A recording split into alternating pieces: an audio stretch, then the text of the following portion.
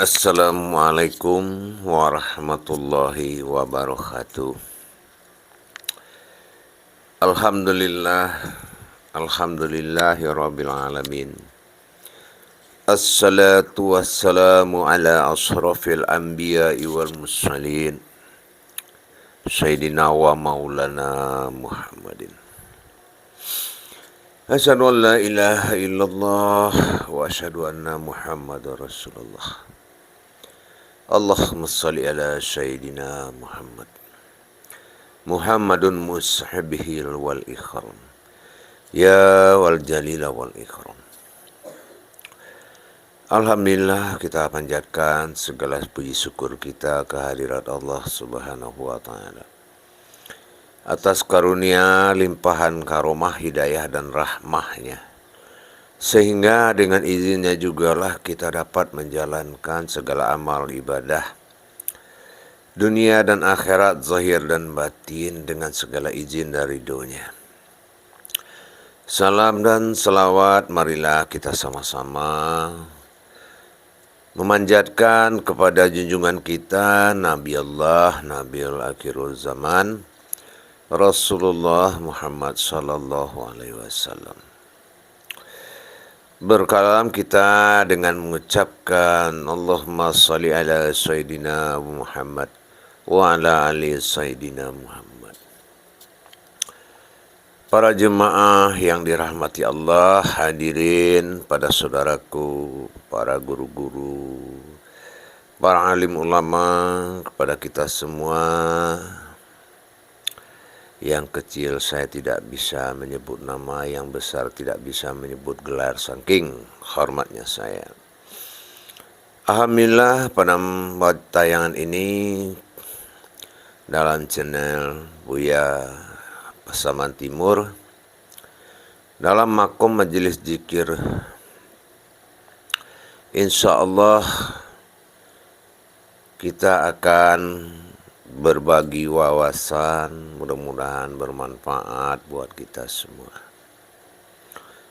Pada kesempatan yang baik ini, saya akan berbagi wawasan tentang mengenal Allah, berma'rifatullah dengan tauhid asmaul husna. Berma'rifatullah atau mengenal Allah memang salah satu yang diwajibkan setelah kita belajar.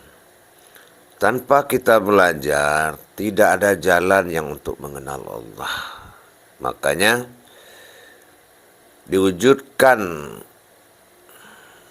wasilah-wasilah Allah seperti alim ulama, wali Allah, untuk mendapatkan ketauhidan kita kepada Allah. Tapi pada saat ini berbagi wawasan saya di dalam melebur kalimat alif lam lam ha ini menjadi pegangan bagi kita dalam berzikir dan sholat. Kenapa begitu? Allah menyandarkan dirinya dengan panggilan Allah. Padahal kalau kita lihat Asma'ul Husna itu 99 nama.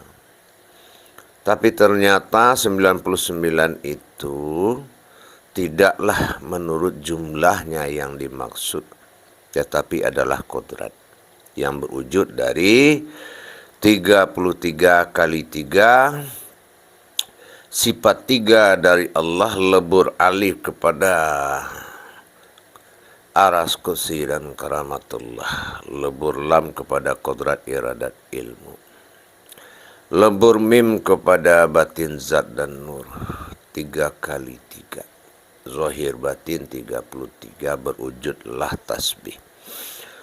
Tapi di kala ini saya akan mengajak ma'rifatullah ini tidak akan pernah selesai kalau kita tidak mengenal 4 ma'rifatullah lagi. Pertama dikatakan marifatul izzatullah. Nah, bagaimana ini sandarannya alif? Bagaimana kita bisa melebur dan mengenal Allah dari marifatul izzatullah, yaitu alif. Yang kedua, ma'rifatul sifatullah, yaitu lam pertama. Yaitu ma'rifatul sifat, mana yang diri sifat. Nah, yang ketiga, ma'rifatul asmaullah. Nah, mana yang diri asma yang dipanggil Allah. Nah, yang keempat adalah ma'rifatul af'alullah. Nah, bagaimana kita mengetahui ini yang bergerak kita, mana yang gerak Allah, mana yang gerak alam, mana yang gerak diri. Jadi kalau kita bercerita sedikit, di zaman kafir Mekah dulu, semua kafir-kafir itu berusaha merusak nama Allah dari huruf-huruf jahiyah ini. Maka setelah dipajang oleh para ulama Mekah tulisan besar alif lam lam ha, saking senangnya itu para umat Islam di zaman itu,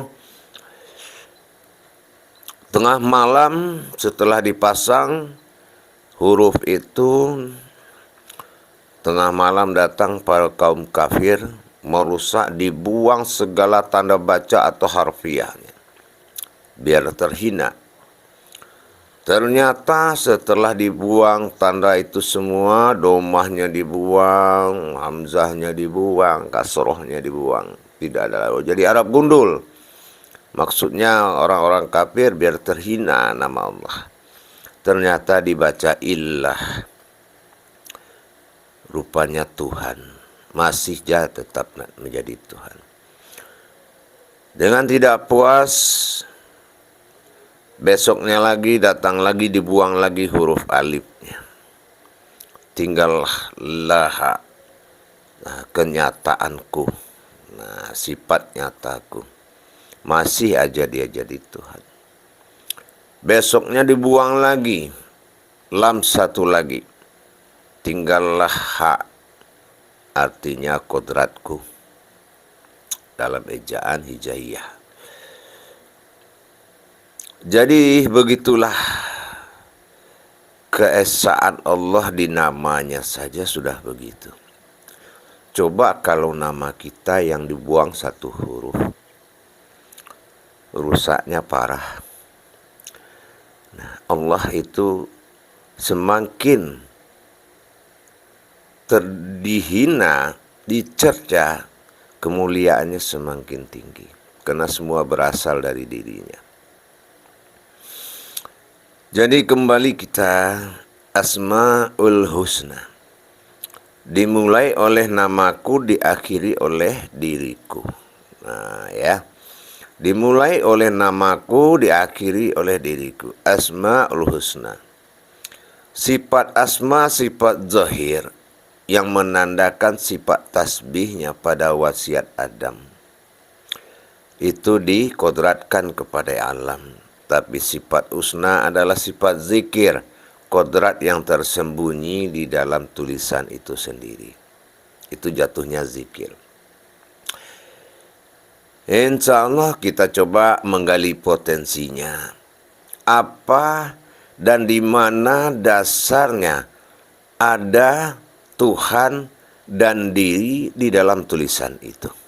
Nah, kalau yang sudah mendengar, tinggal mengamalkan. Kalau yang sudah mengamalkan, tinggal mencari rasa dan mengalami. Jadi kita ma'rifatullah, mengenal Allah. Awal mengenal Allah itu awaluddin ma'rifatullah, awal agama itu mengenal Allah. Setelah seorang yang beragama itu mengenal imam minullah, pimpinan agama dari Allah, yang mampu menceritakan bagaimana membuka kajian tentang ini, mereka langsung bertafakur dan berzikir. Nah, jadi Ma'rifatullah ini nomor dua. Yang pertama adalah mengingat Allah. Kalau dalam hukum dunia mengenal dulu baru ingat, tapi dalam hukum ketuhanan mengingat dulu baru kenal. Karena diajarkan dulu, nanti baru jatuh ke ma'rifat. Setelah ma'rifat dia maujud, baru kita kenal. Nah, disinilah peran guru yang paling utama. Makanya Rasulullah mengurangi ayat Al-Quran dari 6.666 itu karena ada huruf yang induk, yaitu mim ha mim dal, ya. Nah, dari mim ha mim dal inilah akan melengkapi jumlahnya nanti. Kembali lagi kepada ma'rifatullah. Di saat kita tahbir dalam sholat, di situ ada dua kodrat yang harus terwujud, yaitu atas ketuhanan dan atas kehambaan. Berarti ada umatnya, ada Tuhannya di situ. Jadi bagaimana cara kita berma'rifatullah, melebur kalimat Allah tadi? Jadi kalau kita mengenal ma'rifatul izzatullah dari huruf yang 4 tadi, berarti kita harus melihat potensi alif sir dalam kodrat zat. Nah, itu alif sir yang dalam bismillah itu, yang tidak kelihatan itu sudah berdiri. Kita lihat itu sebagai napas, ya, sebagai diri yang halus. Nah, jadi yang kedua itu dinamakan dengan ma'rifatul sifatullah. Artinya mengenal sifat, yaitu tubuh sifat bagi Allah, yaitu rohani. Rohani ini berasal dari zatnya Allah.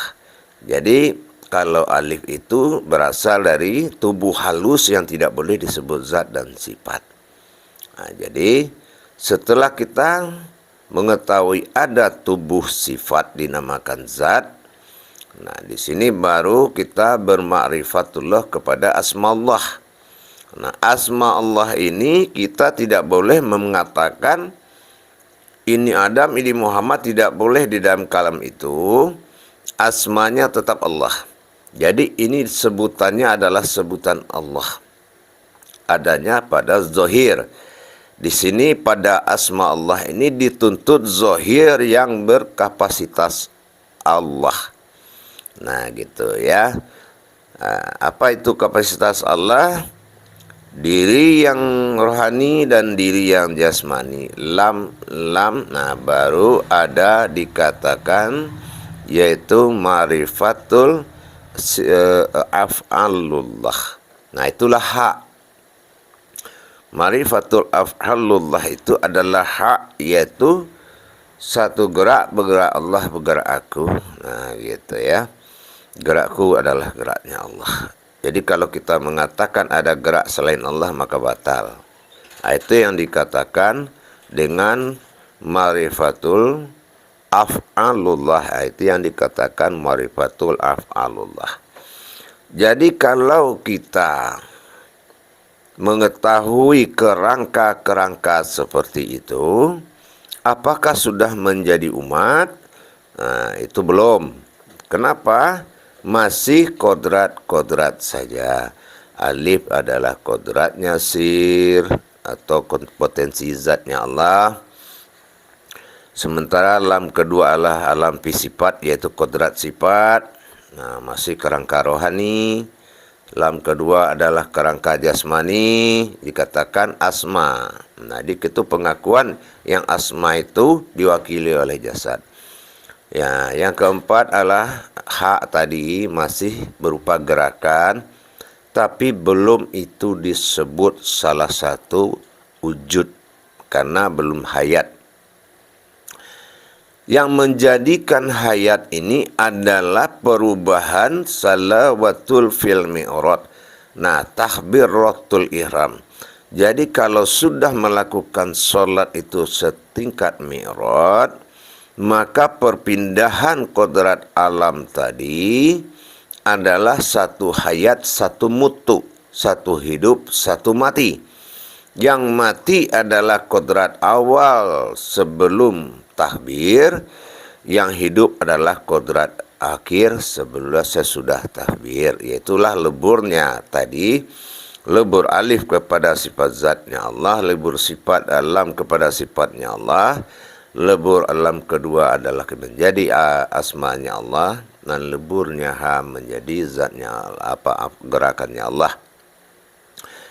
Nah, di dalam hal ini kita sudah ketemu dari huruf yang 4 itu, yaitu kerangka ketuhanan. Nah, ini jadi kita pelan-pelan belajarnya. Orang yang tidak mampu melebur itu berarti Tuhannya tulisan itu. Nah, maka kita harus melebur, ya. Itu yang dinamakan tadabur Quran, ya, tadabur Quran. Nah, setelah itu barulah kita mencari diri yang menjadikan diri yang beribadah tadi. Nah, bagaimana cara kita mendapatkan hayat atau satu batang diri tadi? Kita harus tinggalkan cerita ini sebentar, menuju ke Al-Quran dulu, yaitu kepada syarat ibadah, yaitu rukun iman, rukun Islam, dan ihsan. Iman, Islam, ihsan. Kita tahu kalau Islam itu rukunnya 5, iman itu rukunnya 6. Nah, itu 6. Nah, ihsan itu 1. Itu juz. Juz itu adalah umat, sifat umat. Makanya juz amma adalah amalan umat. Umat mengamalkan, itulah kehambaan. Jadi, bagaimana kita membuktikannya? Kita lihat dulu daripada nilai akad huruf tadi yang 4 tadi, alif, lam, ha. Alif itu harkat kodratnya 1. Lam ke pertama adalah 3. Lam kedua 3. Ini digabung jadi 6. Dan ha adalah 5. Berarti jumlahnya 1, 6, 5, ya. 1 ihsan, 6 rukun iman, dan 5 rukun Islam. Nah, sekarang kita lihat dulu, kalau sudah itu siapa jadinya? Karena ini adalah potensi batin menuju sirnya Allah. Nama sirnya itu adalah ih. Ih itu adalah nama batinnya Allah di dalam salat. Maka san ini adalah kehidupan. Nah, inilah namanya ihsan. Nah, ihsan itu seperti apa? Nah, ihsan ini, batin ihsan itu, itulah 7 kodrat yang saya pernah sampaikan. Kodrat, iradat, ilmu, sama, basar, kalam, hayat. Itu kan nama Allah semua. Nah, itu adalah batang tubuh batinnya yang dikatakan ihsan. Itu yang dinamakan ahyan sabita. Nah, dan terus mana asma yang dituntut tadi? Itu tubuh sifat. Nah, lam pertama itu tubuh sifat. Itu ahyan sabita. Nah, di ahyan karajiahnya itulah asma. Asma itu jasad. Nah, apa ahyan karajiahnya? Yaitu adalah tubuh yang seperti dalam kaca cermin itu. Sama dengan kita, cuma dia tidak punya akal, pikiran, nafsu, najis, dia tidak punya. Nah, kira-kira seperti itu. Coba dipasangkan tubuh batin yang 7 tadi di dalam batang tubuh dalam kaca. Nah, itu yang dikatakan diri ahyan sabita maujud menjadi diri ahyan karajiah. Apa itu sabita? Pemberian harkat Allah, sifat Allah, kehambaan Allah, mewakili diri yang batin tadi, sama besar kalam hayat, kodrat, iradat, ilmu. Dan ahyan karajiah itu adalah jasmani, nilainya sudah ahyan karajiah. Itu lebih tinggi derajatnya. Batang tubuh itu dinamakan batang tubuh sifat. Inilah yang dinamakan ihsan. Nah, jadi kalau kita mau wa an ya'buduna hadza siratal mustaqim, kata Allah. Sembahlah aku, itulah jalan yang paling lurus. Nah, tapi kemana kita menyembah? Ihdinas siratal mustaqim. Tadi. Nah, jadi kalau kita zikir batin, zikir nah itu zikir batin ya. Jadi tadi adalah nama kodrat ihsan diri. Nah, gitu ya. Jadi kalau sudah ihsan dibalut oleh jasad asma tadi, berdiri tubuh ayan sabitah dan ayan karajiah tadi, maka nyawanya adalah sir alif yang masuk. Nah, makanya di atas tulisan Allah itu pengganti hamzah itu 2 kali lam, dom rumahnya naik.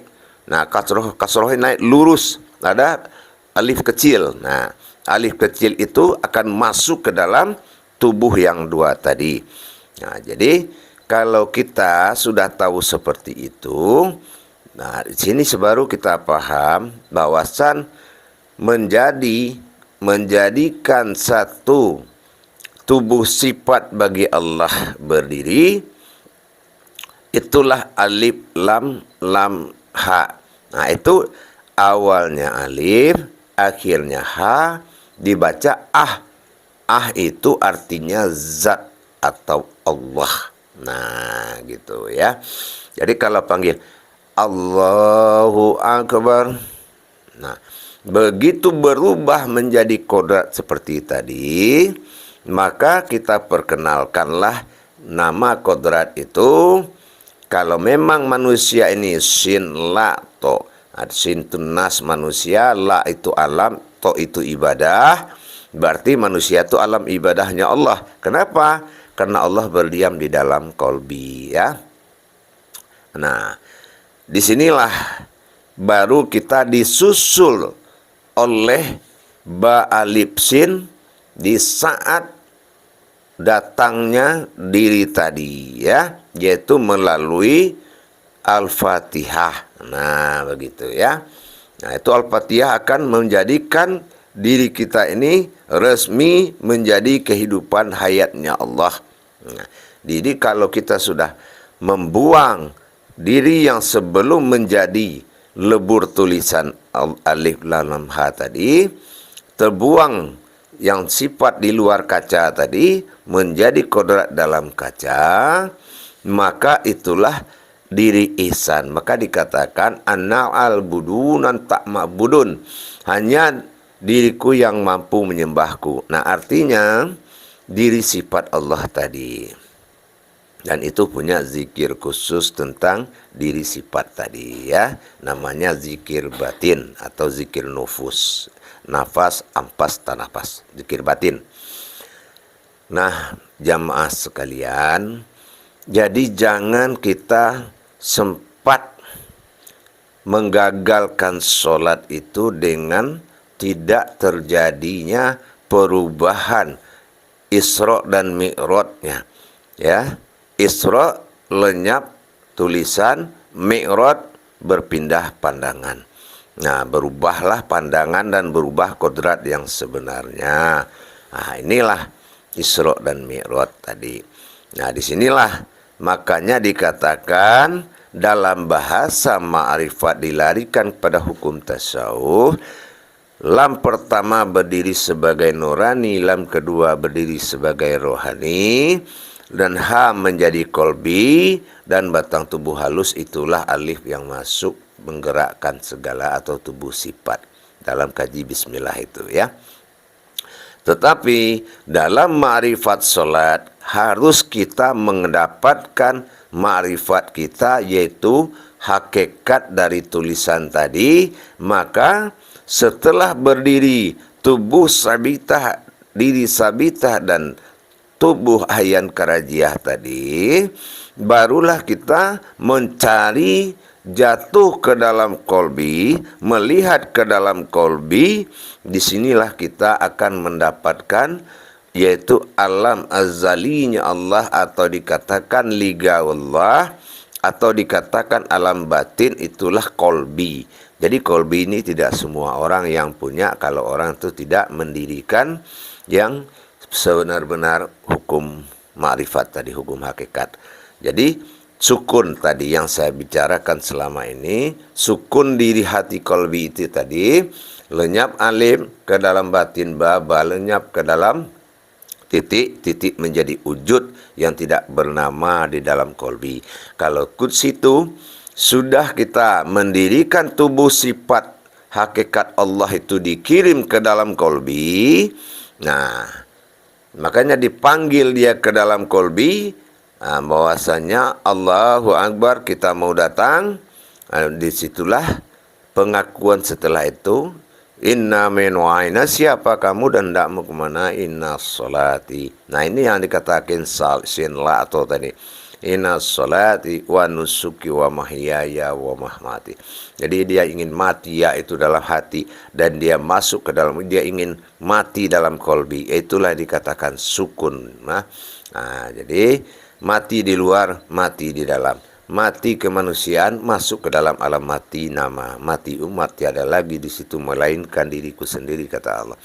Lihatlah dirimu itu di dalam kolbimu, diri yang halus itu setelah dia berpadu. Insya Allah. Nah, ini mudah-mudahan bermanfaat. Artinya tidak asal-asalan lagi kita bertakbir dalam melakukan sholat. Sudah paham kita dan sudah kita punya pengalaman, ya. Nah, jadi itu para jemaah, dengan leburnya tulisan Allah itu adalah salah satu upaya dari ma'rifatullah, mengenal Allah. Jadi kalau mengenal Allah di dalam ibadah tidak boleh dikaji asal wujud pada wujud dan asal wujud daripada maujud Muhammad. Tidak bisa dikaji ke situ. Di mana ada titik menjadi, makom jadi, di situ ilmu tumbuh. Kalau memang Allah dalam kapasitas sholat, harus dikaji dari asmanya untuk mendapatkan diri husnanya, untuk menghadap kepada dirinya sendiri. Itulah para jemaah sekalian. Memang pelan-pelanlah kita belajar, tapi dalam arti pelan bukan terlambat, cepat-cepat bukan artinya selamat. Insya Allah mudah-mudahan ini berkah buat kita semua, bahwasanya kalau tidak lebur alif kepada sifatnya, lam tidak lebur berubah menjadi sifat, lam kedua tidak berubah menjadi asma, karajiah dan sabitah karajiah tadi, maka tidak berubah, tidak lebur ha kepada af'alullah, maka yang bergerak itu adalah seorang manusia yang mengadakan penyembahan, bukan umat yang sholat. Insya Allah pelan-pelan kita belajar. Nggak perlu kaji itu tinggi. Kaji itu tidak tinggi, tidak rendah, tapi kebenarannya yang perlu dulu. Jadi rubahlah dirimu menjadi kodrat Allah, kodratnya aku, kodrat Allah sendirinya. Barakallahu ya karim. Akhirul kalam.